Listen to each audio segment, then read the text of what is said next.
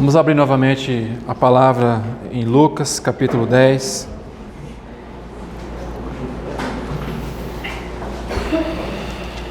Vamos ler novamente a partir do verso 38. Lucas, capítulo 10, verso 38.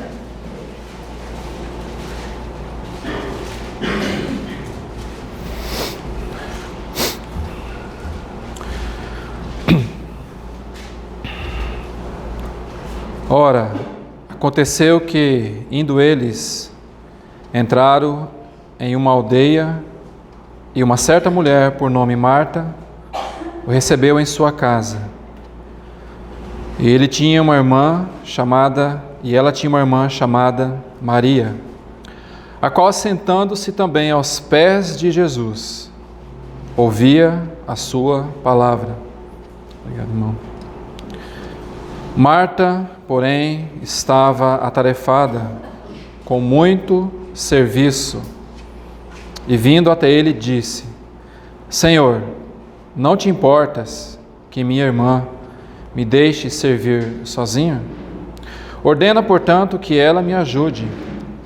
E Jesus, respondendo, disse-lhe: Marta, Marta, tu estás preocupada e perturbada com muitas coisas, mas uma coisa só é necessária, e Maria escolheu a boa parte, a qual não lhe será tomada. Evangelho de João, capítulo 11. João, capítulo 11, versículo 1. Ora, havia um certo homem enfermo, chamado Lázaro de Betânia, da aldeia de Maria, de sua irmã Marta. Era aquela Maria que ungiu o Senhor com unguento, secou os seus pés com seus cabelos, cujo irmão Lázaro estava enfermo. Versículo 5. Ora, Jesus amava a Marta, sua irmã e a Lázaro. Capítulo 12 de João, versículo 1. 6 dias antes da Páscoa, veio Jesus a Betânia, onde estava Lázaro, o que estivera morto, e a quem ele ressuscitara dos mortos. Fizeram-lhe ali uma ceia. E Marta servia, mas Lázaro era um dos que estavam à mesa com ele. Então Maria, tomando uma libra de unguento de nardo puro, caríssimo, ungiu os pés de Jesus, limpou os pés com seus cabelos, e a casa se encheu com o cheiro do unguento. Então nós estamos tratando um pouco do assunto dessas visitas ou passagens que o Senhor fez a Betânia. São 7 visitas que o Senhor faz a Betânia.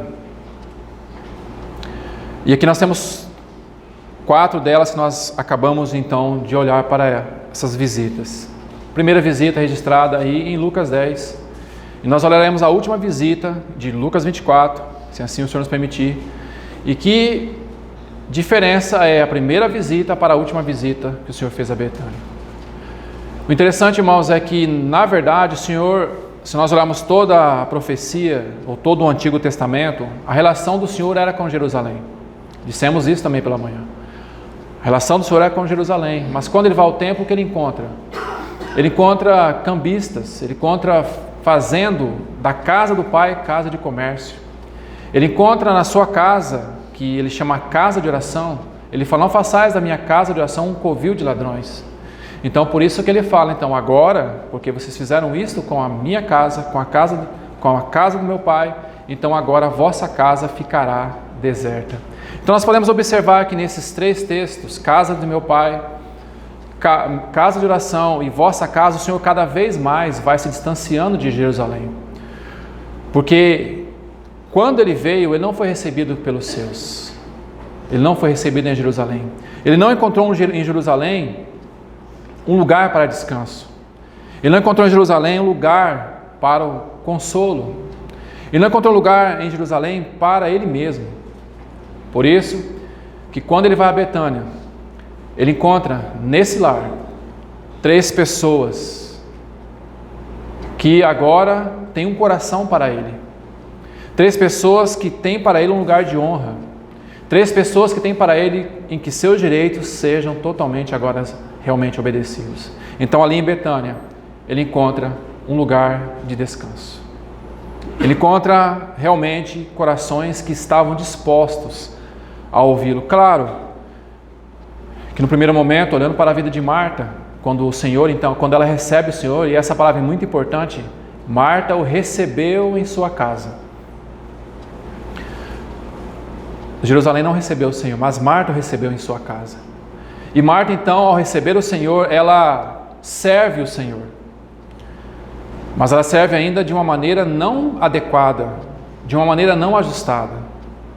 Mas nós vamos ver que, conforme o Senhor vai trabalhando no coração de Marta, porque certamente o Senhor fez isso a cada visita que ele fazia em Betânia. Porque é para lá que ele ia, irmãos.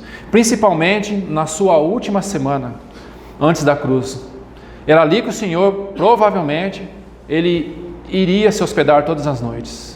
Então, provavelmente, irmãos, ele sentava-se naquela mesa, estavam aqueles 3, possivelmente os seus discípulos, então ele começava a falar.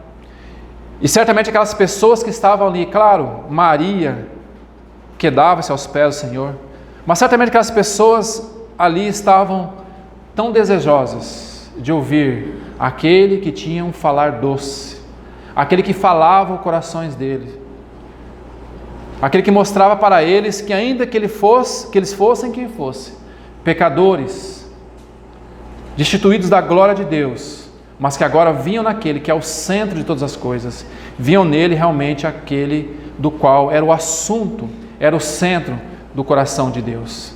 Então certamente aquele lar era um lar em que o Senhor era totalmente amado. Então o que o Senhor tem procurado, o que o Senhor procurou em Jerusalém, ele não encontrou um lugar em que ele pudesse ser recebido, mas em Betânia sim. Então nós vemos agora Marta servindo de uma maneira desajustada, quando ela se aproxima do Senhor de uma maneira impaciente, diz: Senhor, não te importas que eu sirva sozinha? Não te importas que minha irmã me deixe servir sozinha? Ordena ela. Então ela dá uma ordem para o Senhor. Ela está dizendo: Senhor, o teu critério de justiça não é o mesmo critério que o meu critério é maior que o seu, meu critério de justiça. Então ordena a Maria que venha me ajudar também. Mas o Senhor vai responder para ela. Por que o Senhor vai responder para ela? Porque o Senhor tem que chamar a nossa atenção. Porque Marta estava com a mente perturbada. Marta estava com o coração aflito. O seu semblante possivelmente era um semblante de aflição. Então o Senhor vai chamar a atenção de Marta. Marta, Marta, Marta, Marta, tu estás preocupada e perturbada, não só preocupada, mas perturbada com muitas coisas. O Senhor estava ali, mas Marta, como assim, não, eu sei que o Senhor está aqui, mas eu quero servir o Senhor. Eu quero de alguma forma mostrar para o Senhor o que eu sei fazer. Olha como eu sei cozinhar bem. Olhando para aquela cena na casa de Marta, trazendo para nossos dias, eu quero servir. Eu quero realmente servir de uma forma que me vejam servir. Não importa como eu vou servir, se eu estou servindo de forma desajustada, se eu estou servindo de mente perturbada, se eu estou servindo de qualquer maneira. O importante é servir. O importante é fazer as obras de Deus. Não, não é importante. A importância aqui é ouvir o Senhor primeiro. A importância aqui é dar o coração ao Senhor primeiro. Porque se nós não ouvirmos o Senhor primeiro, não dermos nosso coração primeiro ao Senhor, todo o nosso serviço será um serviço deficiente. Porque nós não vamos estar servindo de maneira adequada. Nós podemos estar servindo na energia totalmente da nossa força. A nossa carne é que vai aparecer. E o Senhor não precisa do nosso suor para servir a Ele. Ele não precisa do nosso suor. Ele precisa primeiro de ouvidos que ouçam a Ele e de corações que sejam totalmente para Ele. Ouvidos e corações adequados a Ele. Para quê? Para que então possamos servir a Ele de maneira adequada. Então agora Marta, a ser repreendida pelo Senhor, você se preocupa com muitas coisas, você se preocupa com coisas secundárias. As coisas secundárias estão tomando a tua mente, Marta. Não estou dizendo que você não vá fazer comida, não é isso. Porque eu estou dizendo que agora o importante não é a comida. O importante agora é parar um pouco. Para que você possa ouvir o que eu tenho para dizer. Então, ao ouvir o que eu tenho para dizer, você pode servir a mim de maneira adequada. E por isso, irmãos, nós precisamos aprender realmente o que é servir de maneira adequada. E nós só podemos servir de maneira adequada no corpo de Cristo quando nós ouvimos o Senhor e temos nosso coração totalmente a Ele. É importante servirmos o corpo? Sim, é muito importante. Faz parte do nosso desenvolvimento da salvação. Agora, como nós estamos servindo? Com a mente perturbada? Fazer pelo fazer? Fazer para aparecer? Nós falamos hoje de manhã sobre a questão do fazer para agradar homens. Né? Fazer as coisas em nome de Deus para agradar a homens. Mas sabe o que Paulo falou em 1 Tessalonicenses 2,4? Ele diz assim: mas assim como fomos aprovados por Deus, para que o Evangelho nos fosse confiado, assim falamos, não para agradar homens, mas Deus que prova os nossos corações.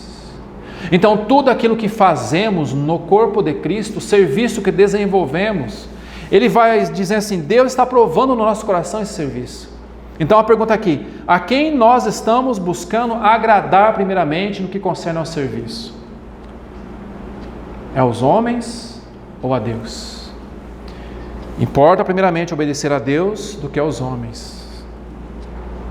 Porque quem nos capacitou, quem nos habilitou para esse ministério, Paulo fala, foi Deus, que nos deu o ministério da reconciliação. Então tudo provém de Deus.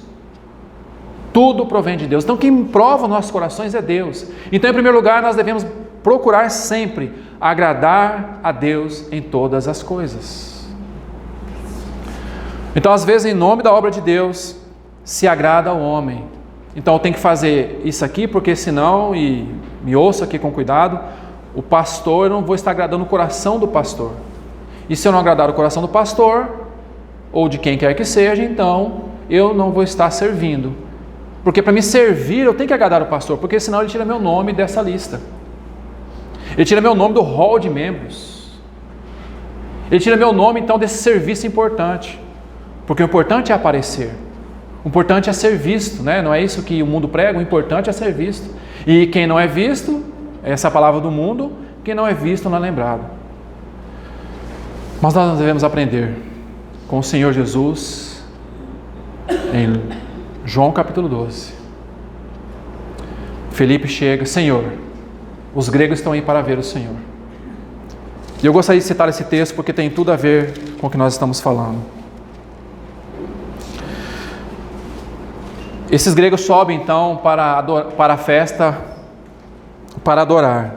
Então Felipe chega a André, conta, então eles vão até Jesus. E ele diz: Senhor, os gregos querem te ver. Que o Senhor responde: é chegada a hora em que o Filho do Homem será glorificado. O Senhor Jesus nunca procurou glória de homem algum.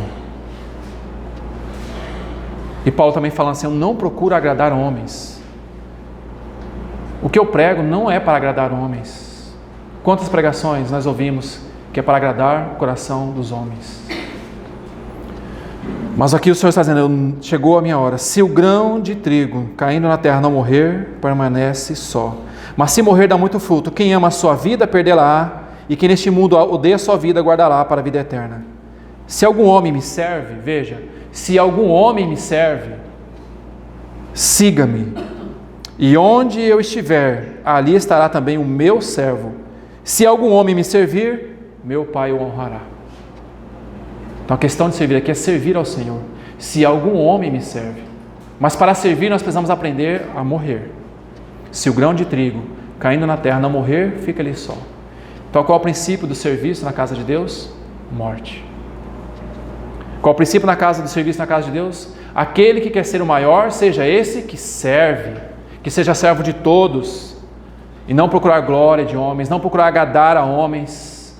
Ainda que eu estivesse procurando agradar a homens, eu não seria servo de Cristo, ou não seria servo de Deus.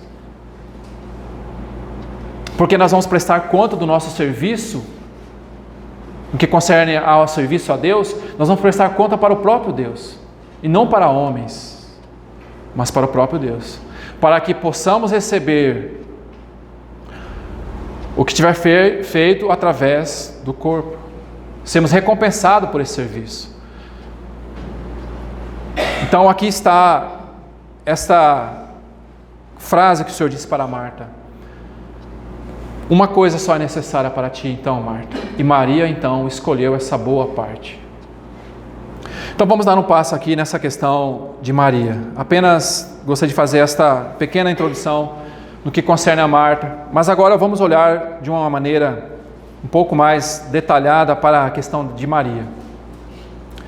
Então, no verso 39 de Lucas 10, diz assim: Marta tinha uma irmã que chamava-se Maria, e esta então assentou-se aos pés de Jesus e ouvia a sua palavra.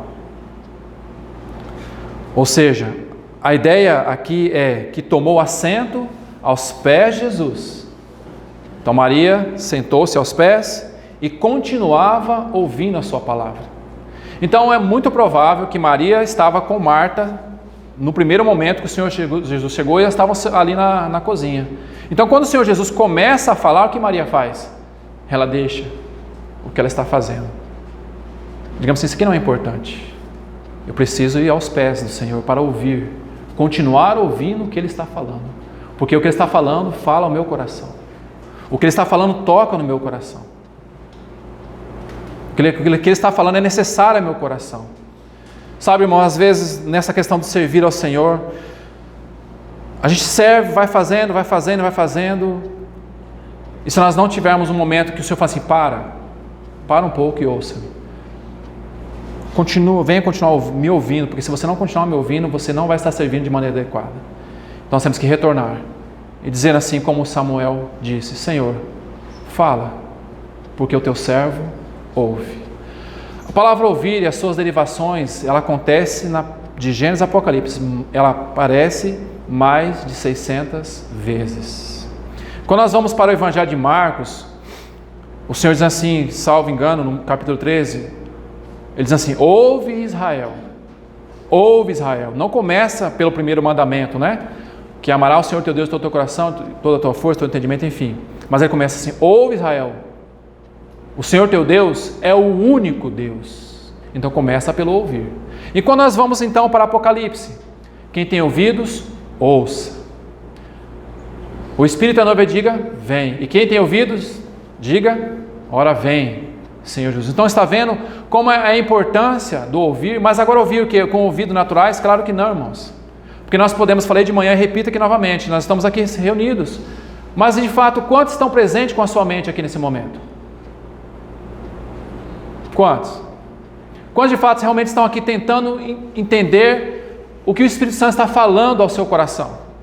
Quantos estão deixando realmente que o Espírito Santo fale ao seu coração nessa noite aqui? Talvez nós possamos ter aqui muitas pessoas, mas que estão com seus corpos presentes, mas suas mentes estão vagueando. Então o que nós temos que pedir: Senhor, traga a minha mente para esse ambiente, para que o Senhor possa falar ao meu coração. E dizer assim: fala, Senhor, porque eu quero ouvir a Ti. Nós precisamos aprender a ouvir o Senhor, irmãos. Principalmente nesse tempo em que tem se levantado muitas vozes.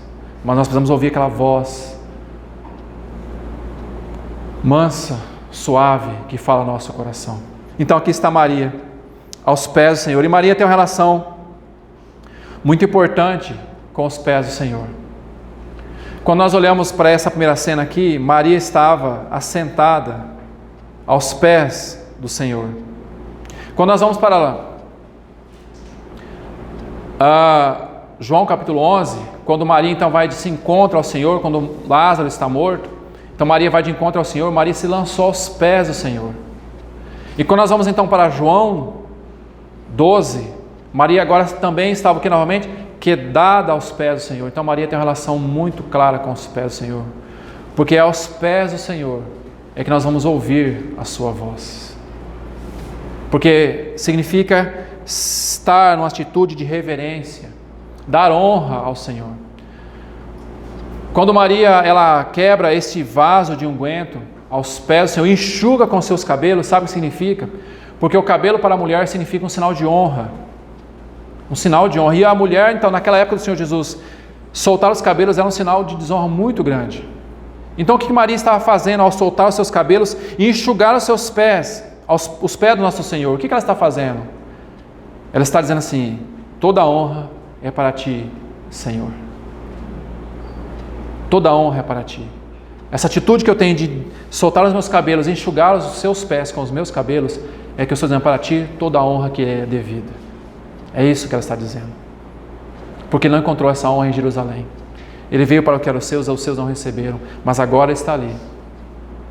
Então aqui está Maria aos pés do Senhor. E sabe mais uma coisa interessante, amados irmãos? Quando Maria, ela quebra esse nardo, esse vasinho, e derrama esse unguento nos pés do Senhor, eram duas coisas que significavam. A primeira é em relação à noite de núpcias, que uma noiva então, ela quebrava e derramava ali naquela noite de núpcias delas. E a outra tem relação com o sepultamento. O que Maria então está nos mostrando aqui, irmãos? Gostaria de falar um pouco sobre isso. O que ela está dizendo assim, o que ela quis mostrar aqui, é que se eu não fizer isto agora, se eu não demonstrar o meu amor para com ele agora, ele não vou ter outra oportunidade de fazê-lo. Então Maria estava demonstrando o seu amor para com o Senhor. Maria estava derramando o seu amor para com o Senhor. O seu amor. E essa mulher aqui é aquela que o Senhor Jesus expulsou 7 demônios. É aquela mulher que foi libertada do império das trevas. E agora estava aqui o seu Senhor há poucos dias de ir para a cruz, há poucas horas. O que ela faz? Ela derrama o seu amor a Ele, dizendo assim: esse aqui é o meu amor por ti, por ter me libertado do império das trevas. Esse é meu amor por ti, do que eu quero demonstrar com o mais precioso que eu tenho aqui, que é este unguento, este vaso de unguento. O que nós temos mais de precioso que temos que derramar aos pés do Senhor, irmãos? O que nós temos derramado, de fato, aos pés do Senhor? Será que você realmente, eu e você, temos derramado tudo aos pés do Senhor? O nosso amor é dele? O nosso coração é dele? Ou o Senhor tem ficado com a sobra do nosso amor? Nós temos tido outras coisas secundárias? Ou o nosso amor é para o Senhor? Maria estava fazendo isto. Ela não estava preocupada com o que iam pensar dela. Então o que nós temos ali agora? A adoração também.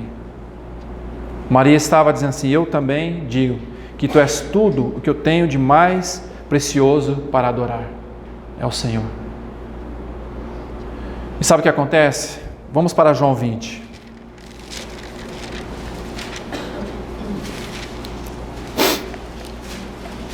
Olha o que acontece, amados.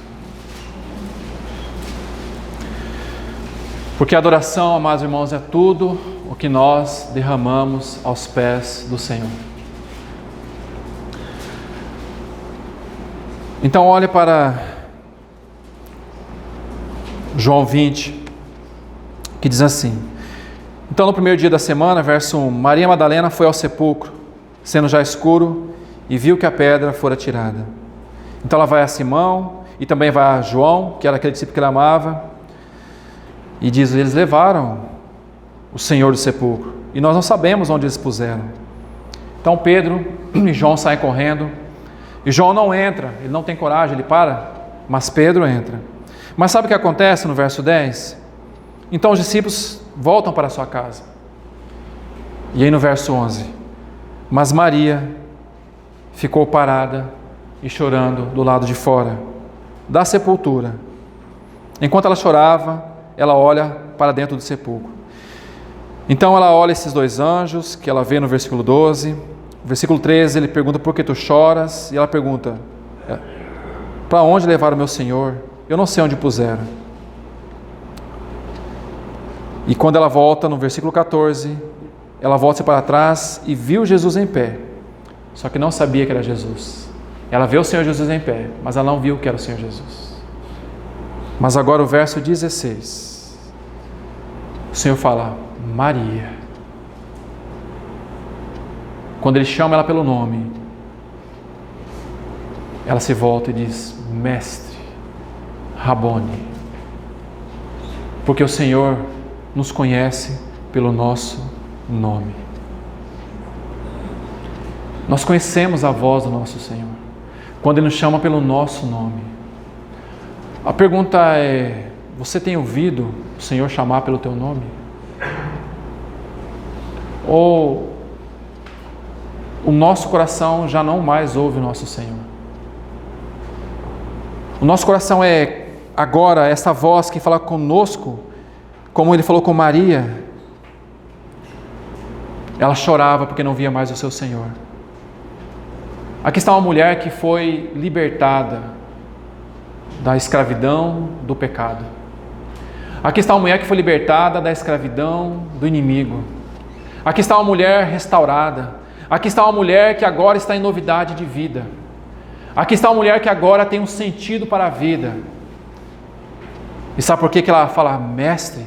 Porque agora esse Senhor, ela se identificou com esse Senhor. Porque ela diz: agora este é aquele que me libertou. Será que nós temos esse mesmo sentimento no nosso coração, irmãos?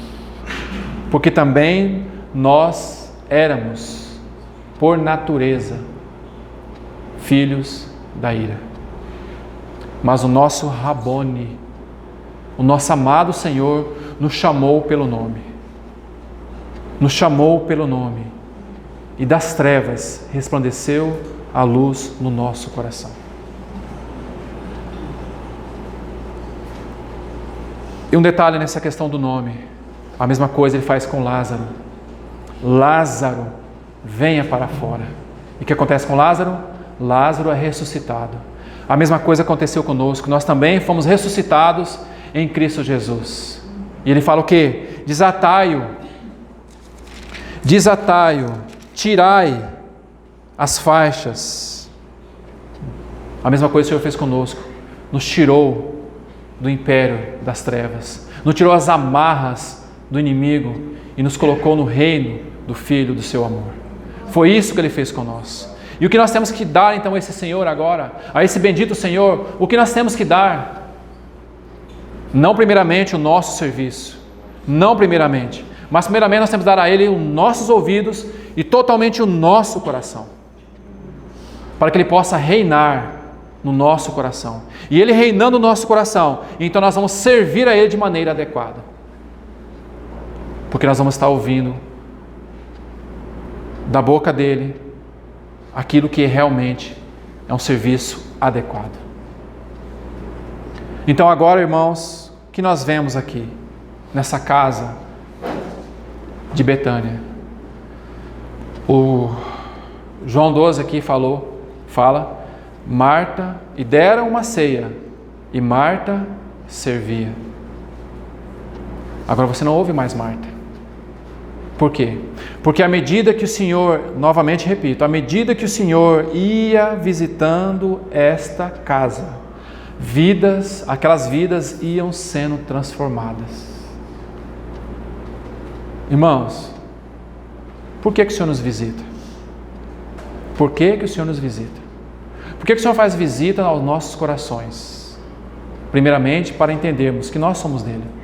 Mas no segundo momento, é para que ele possa mudar algo em nossas vidas. E dizer assim, você precisa mudar nesse aspecto. Você precisa mudar para que seja um testemunho da minha vida. Então o Senhor não vem nos visitar apenas por nos visitar, mas Ele vem visitar para nos transformar cada dia segundo a imagem do qual nós fomos chamados para ser. Cada visita que o Senhor faz nas nossas vidas, irmãos, ela tem que ter um significado na próxima visita. Então, há quanto tempo o Senhor não visita o teu coração? Há quanto tempo o Senhor está batendo a porta do seu coração, como Laodiceia? Estou rico, abastado, não preciso de nada. Essa é Laodiceia. Mas ele disse, eis que estou à porta e bato. Se alguém, e aqui não é uma mensagem de evangelismo, ele está dizendo para a igreja. Se alguém ouvir a minha voz, veja de novo a questão do ouvir. Se alguém ouvir a minha voz, então o que vai acontecer? Eu entrarei e cearei com ele. Veja o processo. O Senhor bate a porta, aquele que ouve abre essa porta, que é a porta do coração, então ele entra e vem cear. O que é cear? Ter uma refeição de comunhão. E não é isso que aconteceu aqui em Betânia? Marta servia, e o texto vai dizer, Lázaro estava à mesa com ele. Porque mesa fala de comunhão. Ceia fala de comunhão. Fiel é Deus, pelo qual foste chamados à comunhão de seu Filho Jesus Cristo nosso Senhor. Irmão, há quanto tempo você não tem tido comunhão com o Filho? Há quanto tempo você não tem tido comunhão com o Senhor? Não, mas eu estou participando, eu estou indo, eu estou lendo, mas eu estou perguntando de comunhão. Eu estou perguntando daquele Senhor que tem comunhão, que quando fala seu coração, você faz como Maria, se quebranta aos pés do Senhor. Diz assim, Senhor, tudo que eu tenho é teu. Não tenho nada neste mundo que me atraia mais do que o Senhor. Quanto tempo, irmão? Quanto tempo o Senhor está batendo a porta do teu coração? Há quanto tempo você tem resistido ao Espírito Santo? Há quanto tempo você tem ainda postergado essa visita mais profunda do Senhor no seu coração? Nós precisamos, irmãos, ser visitados pelo Senhor todos os dias em nossa vida.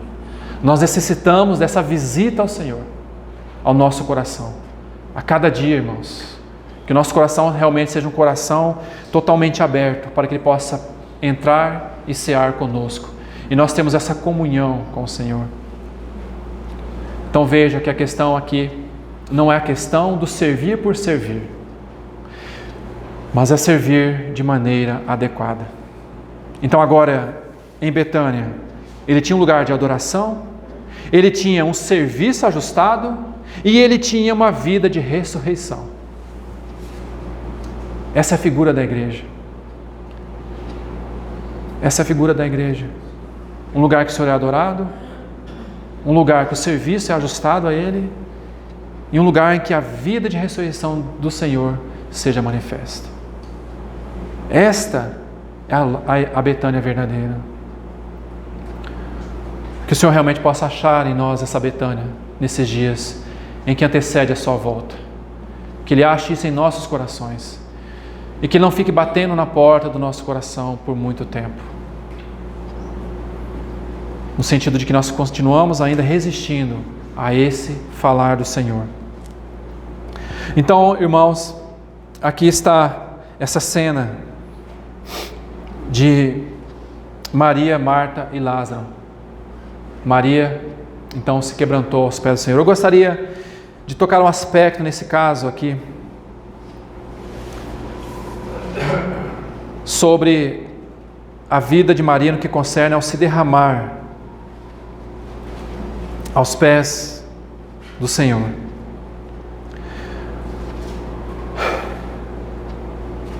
Sabe, irmão, às vezes nós demoramos demais para dizer algumas coisas importantes às pessoas.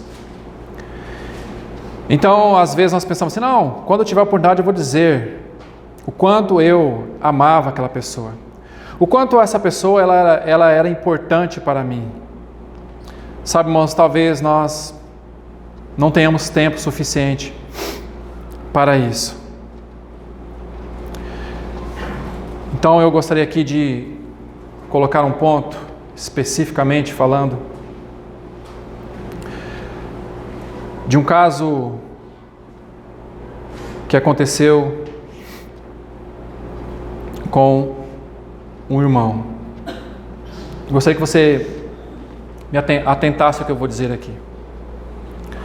Então o irmão diz o seguinte, acerca desse ato que Maria fez para com o Senhor. O irmão diz assim: aqui encontramos um grande valor sobre a vida. Há certas coisas que podemos fazer em qualquer momento e há outras que não faremos jamais, a menos que aproveitemos a oportunidade quando se nos apresenta. Muito frequentemente sentimos o desejo de fazer algo belo, generoso e bom. Ele está falando isso em relação ao que Maria fez ao quebrar o vaso aos pés do Senhor. Ela sabia que não poderia fazer aquilo novamente. De alguma maneira no coração dela, ela falou, não vou ter outra oportunidade disso. Então fazer agora. Então, amados irmãos, com frequência adiamos.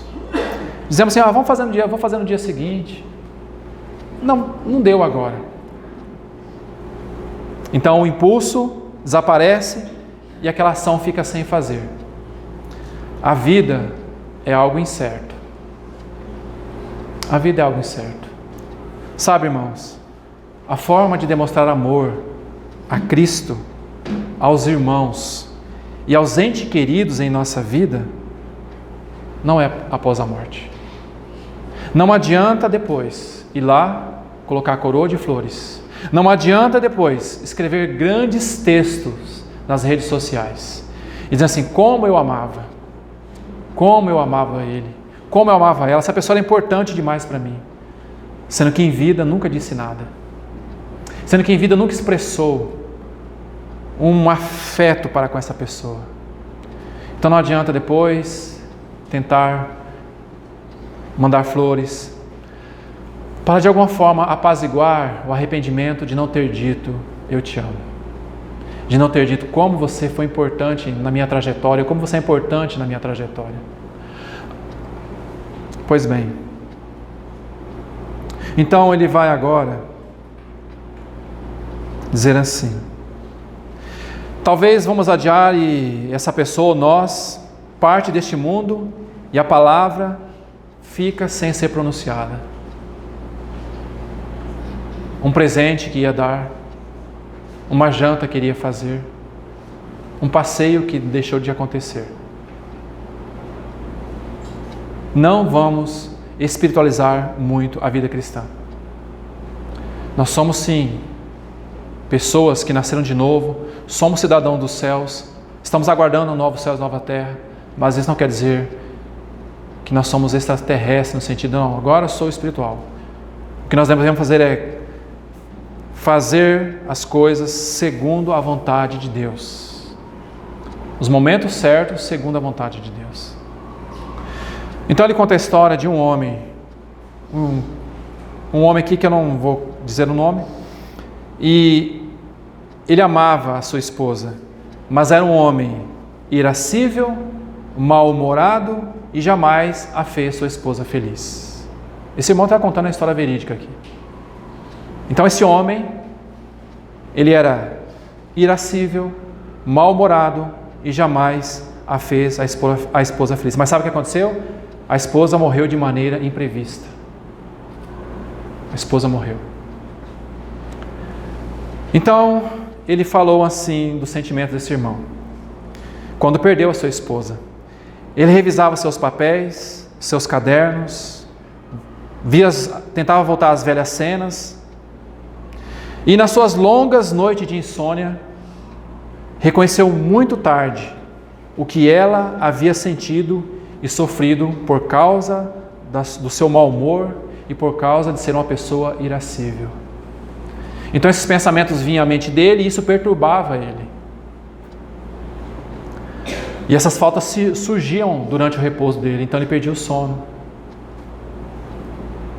E aí ele disse assim: ai, exclamava uma outra vez, se eu pudesse vê-la novamente, mais uma vez, embora não fosse mais que 5 minutos, para que soubesse que sempre a amei, apesar de todas essas coisas, nunca soube.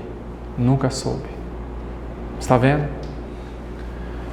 Nunca soube. Porque o mau humor, a irascividade,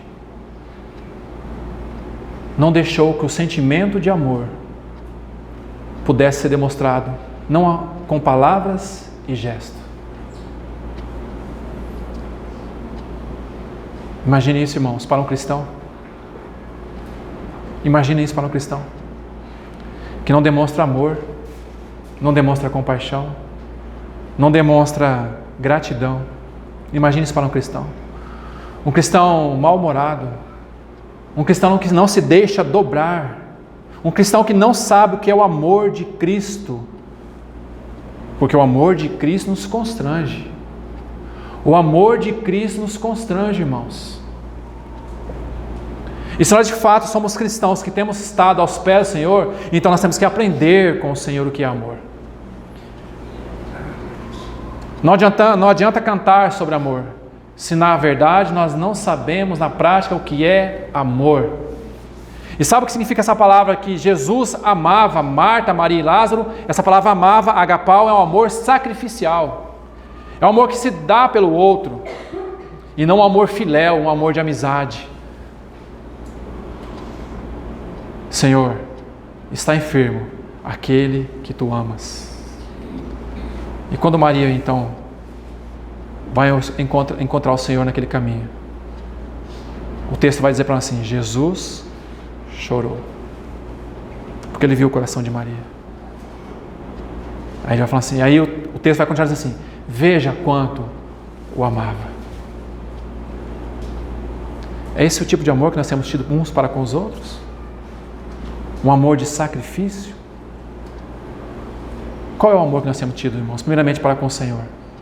Qual é o amor que nós temos tido para com o nosso Senhor? Porque o amor que Ele teve para conosco é um amor ágape, um amor sacrificial.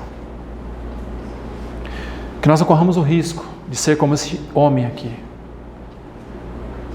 que não pôde ter mais a sua esposa por 5 minutos para dizer que a amava. Que não corramos esse risco, irmãos, de estarmos assentados aqui nessas cadeiras por longos anos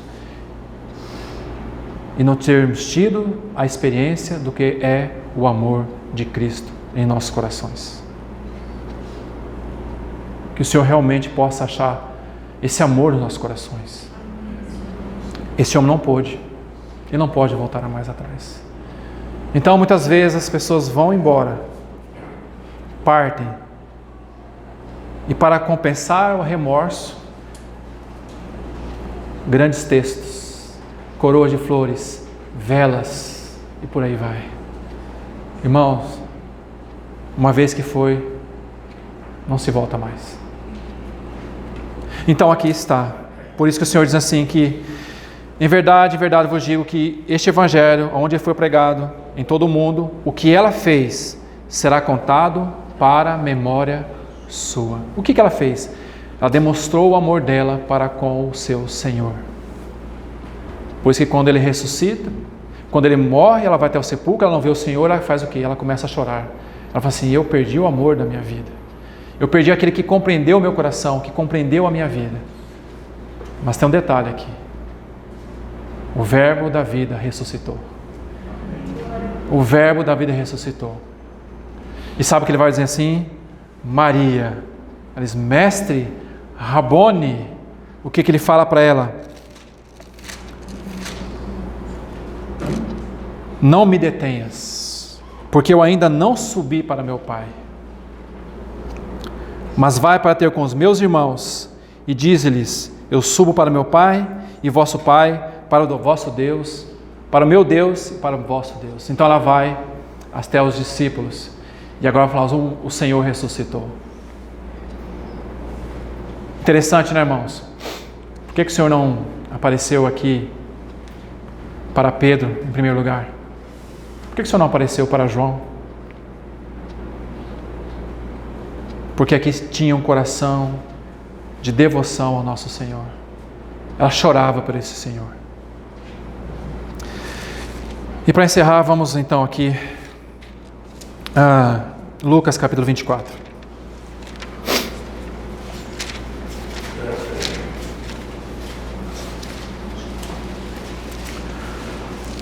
Aqui nesse texto então o Senhor ressuscita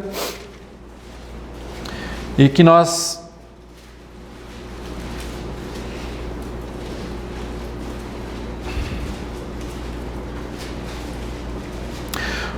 Lucas 24, capítulo 24, verso 50. Então agora que o Senhor ressuscita, aparece aos seus discípulos, primeiramente aqueles 2 discípulos no caminho de Emaús, mas em seguida o Senhor entra no meio deles e fala assim: paz seja convosco, paz seja convosco. E eles acham que estavam vendo um espírito, né? Mas o Senhor diz para ele: não olhem para as minhas mãos, olhem para os meus pés, sou eu mesmo, vocês não estão vendo o espírito. Tem um peixe, tem algo para comer? Então eles dão a ele peixe e também mel. Então, amados irmãos, o verso 50 diz: e levou-os para fora, até Betânia. Então o Senhor tira eles de Jerusalém e os leva para Betânia. Mas sabe o que acontece aqui? O Senhor Jesus vira as costas para Betânia, para Jerusalém. Ele vira as costas. Então leva para Betânia e, levantando as suas mãos, os abençoou. E aconteceu que, enquanto os abençoava, apartou-se deles e foi elevado ao céu. Então aqui o Senhor agora está de costa para Jerusalém. Jerusalém, Jerusalém, quantas vezes eu quis, mas vocês não quisestes. Eu quis juntar vocês como uma galinha ajunta seus pitinhos debaixo da asa, mas vocês não quiseram. Então agora a vossa casa, vamos dizer assim, ficará deserta. Quantas vezes, irmãos, o Senhor diz para nós: quantas vezes eu quis, mas você não quis. Porque o nosso Senhor, Ele é um Senhor gentil. Ele é um Senhor que bate a porta do nosso coração. Ele não é um Senhor que arromba, Ele é um Senhor que bate a porta do nosso coração. A questão é: nós vamos ouvir e abrir a porta do nosso coração para nosso Senhor? Essa é a questão, irmãos. O Senhor está batendo a porta do nosso coração. Até quando nós vamos continuar resistindo à voz do Senhor? Até quando? Até quando o povo de Deus ainda vai ficar persistindo? Porque a pergunta aqui: nós somos parte de Betânia ou nós somos parte de Jerusalém? Porque em Jerusalém estava o templo, em Jerusalém estavam as ordens dos sacerdotes, em Jerusalém estava o serviço, mas o coração do Senhor não estava em Jerusalém. A questão não é se estamos fazendo tudo adequado, no sentido correto, mas a questão: o coração do Senhor está entre nós? O Senhor tem todos os seus direitos aqui sendo reconhecido, a sua adoração aqui, Ele tem um lugar para descanso aqui, ou não? Até quando? Até quando? Então ele levanta suas mãos e abençoa. Enquanto ele vai abençoando, ele se aparta deles e vai sendo elevado aos céus. Agora olhe para Atos capítulo 1, por favor, rapidamente. Atos capítulo 1.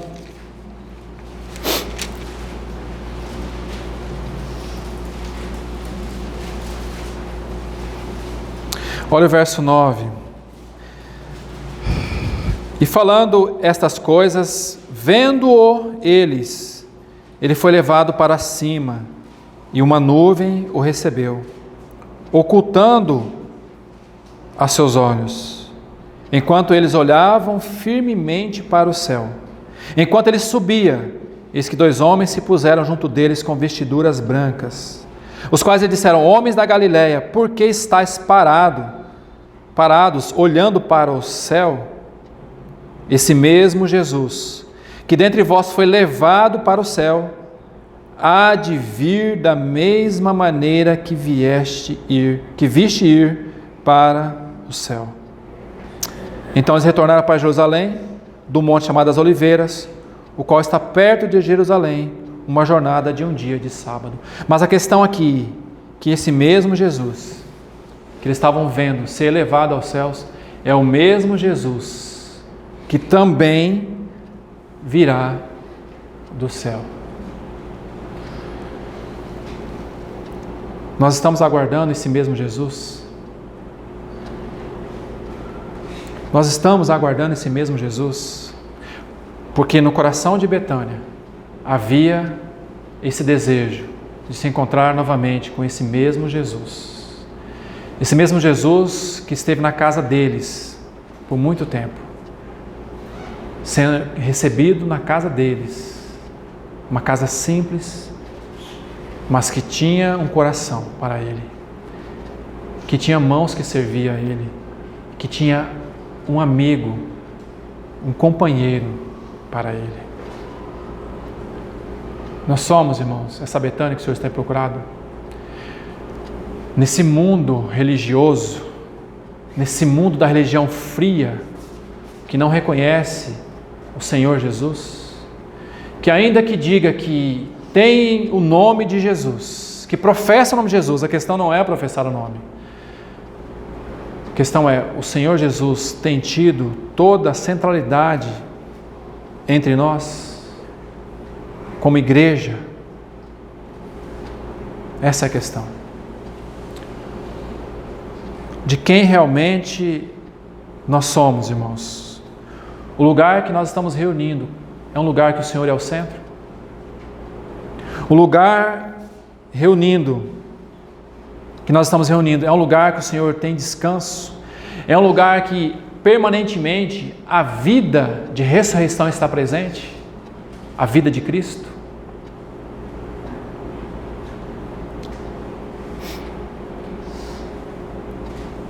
Nós somos parte de Jerusalém ou nós somos Betânia?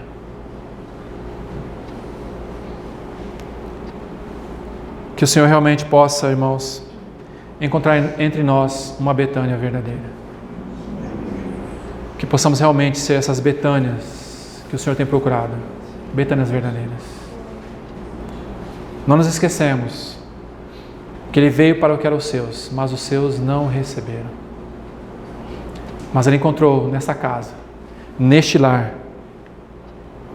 Ele encontrou um lugar para Ele, um lugar de descanso. Que possamos aprender com este lar de Betânia, os princípios da vida da igreja local. Sabe por quê, irmãos, que o inimigo ele tenta destruir o testemunho da igreja local? É porque ali os direitos do nosso Senhor estão sendo reconhecidos. Ali tem corações que querem realmente amar a Ele e servir a Ele. Então por isso que o inimigo ele vem tentar destruir o testemunho do Senhor nas suas expressões locais. A intenção do inimigo é essa. A intenção do inimigo é arrasar com tudo. À medida que o Senhor vai ganhando nosso coração e Ele vai se expressando na nossa vida como igreja, então a tendência do inimigo é procurar brechas para entrar. E aí nós voltamos àquilo de novo. Tentar fazer como Paulo disse para aquele irmão: rogo-vos a Evódia e a Sintique que pensem concordantemente ou com a mesma mente no Senhor. E se tem uma coisa que o inimigo procura acabar na vida de testemunho da igreja, é a unidade. A unidade. Então ele coloca irmãos contra irmãos, coloca um serviço que é mais importante que o outro serviço, um irmão que está mais avançado que o outro, diz assim, está vendo aquele irmão? Você não é igual a ele. Veja, ele tem preferências. Então o inimigo vai colocando pequenas coisas. Olha, veja, você não serve como esse irmão. Então o inimigo vai tentando colocar essas brechas na unidade. Mas irmãos, a nossa recompensa vem do Senhor. A recompensa pelo nosso serviço. Serviço este que o Senhor mesmo nos habilitou, não nós mesmos. Serviço esse que nos habilitou. A nossa recompensa vem do Senhor. Ele vai dar a cada um segundo as suas obras. Então que possamos permanecer realmente com este coração ao Senhor.